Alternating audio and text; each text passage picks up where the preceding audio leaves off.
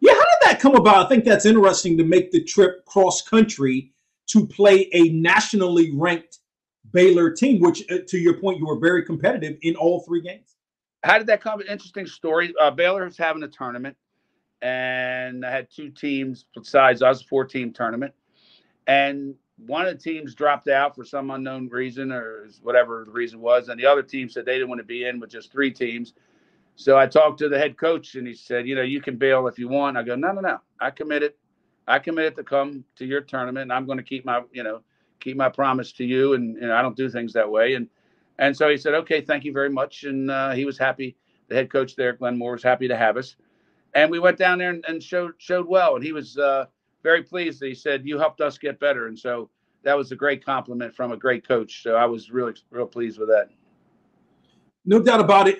How do you compare this championship to the last championship that you won? Yeah, the last championship.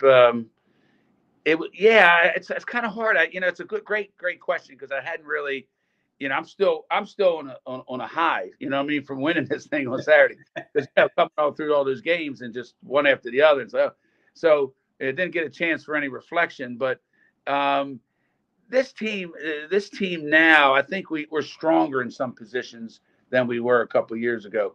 I think this team's a little, as far as firepower, we got a couple. I don't want to say better hitters, different hitters, and so his team's a little bit stronger than the one. But my team a couple of years ago was pretty darn good. And like I said, every year, the last 4 straight years, and then even the year before COVID, the 2 years before that, we were at the top. We were first and a half a game out of this other year. So, we're used to winning and being strong. So comparing one team to the other is not really fair. But this team, this team had some grit. I'll tell you, it really, really did.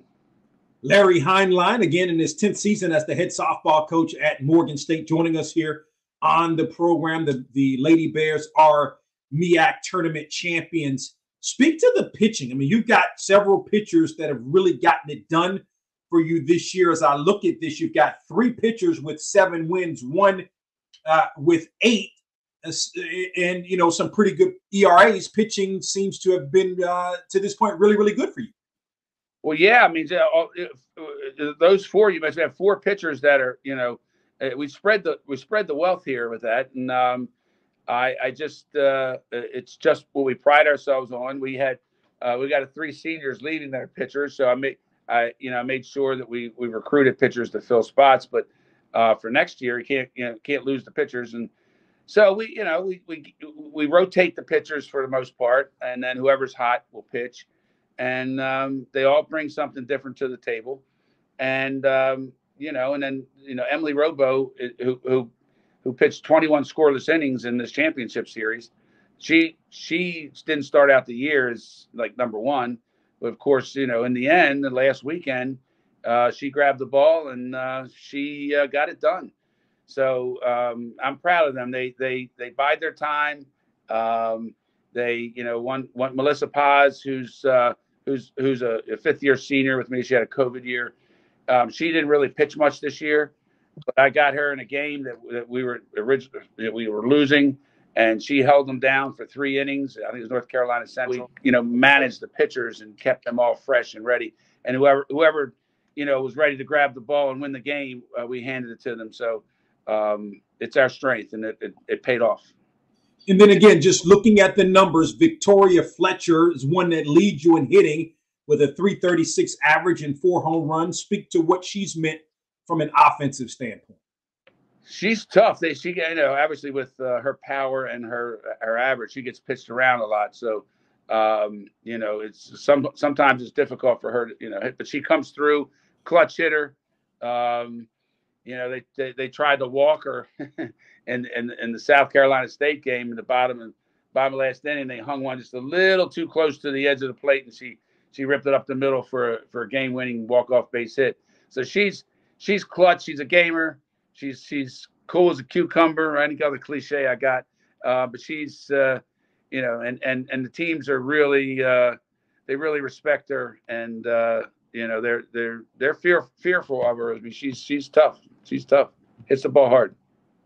Couple of more thoughts with Larry Hineline. He's the head softball coach at Morgan State. Maybe not Duke in particular, although Duke has been #1 in the country this year. But this particular regional, speak to maybe the difficulty of it. But to your point, you've had some really good experience this year playing some big teams, including, as we mentioned earlier, Bama.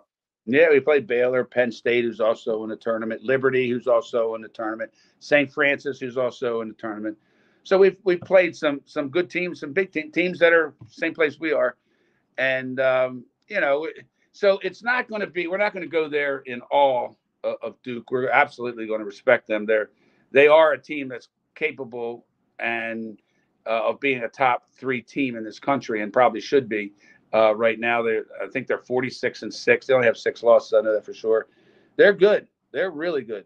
ACC regular season champ, ACC tournament champ. But we've had our experience, and so we believe that if we play, if we play our game and stay in the rhythm of the game, we can be extremely competitive. When you think back to when you took this position back in 2015 and couple of championships to where it is now, and again, another tournament championship, having come from not that far down the street at Coppin State, what most comes to your mind? Well, what most comes to my mind was the rebuilding process at Morgan. I mean, my first year there, my Coppin teams were I hate to compare contrast, but my Coppin teams were more sound fundamentally than what I took over at Morgan. And so that first year or two was difficult. It was a different kind of mindset. And you had, when you try to rebuild a team, it's hard. It's just a couple of year process. So the first year we did okay. The second year is when we were able to get back into the league tournament, the MEAC tournament. So that process was a little difficult at first. I didn't have the right pieces. I didn't have a shortstop. It was a bunch of things. And so the challenges were there. But once we got rolling after the second year, we were competitors for the league top spot. It took us a while to get there, a little while. But we were able to we were able to do recruiting a little bit better. It's a process, as you can imagine. It's you just don't go out there and say, hey, I'm the new coach. We're going to win. It's a whole lot of work.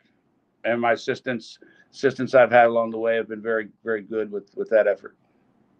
Larry Hineline, again, in his 10th season as the head softball coach at Morgan State, joining us here on the program. The Lady Bears going to be in essence, Durham Regional, whatever you want to call it, this weekend. Coach Hineline, we appreciate the time. Good luck to you and the Lady Bears. All right. Thank you so much. And thank you again for having me. I really appreciate it.